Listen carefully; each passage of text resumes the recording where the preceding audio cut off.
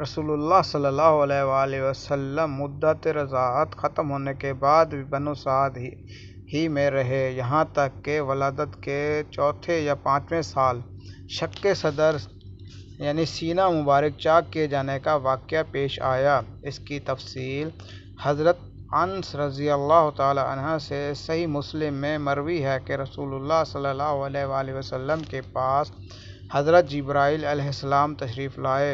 آپ بچوں کے ساتھ کھیل رہے تھے۔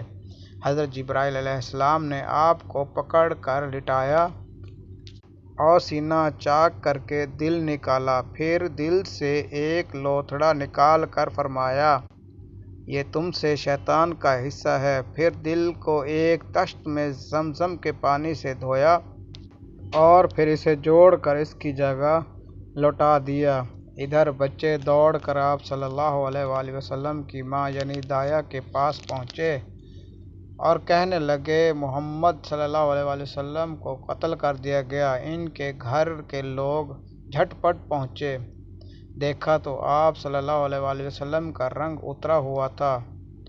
اس واقعے کے بعد حلیمہ کو خطرہ محسوس ہوا اور انہوں نے آپ کو آپ کی ماں کے حوالے کر دیا۔ چنانچہ آپ 6 سال کی عمر تک والدہ کی آغوش محبت میں رہے۔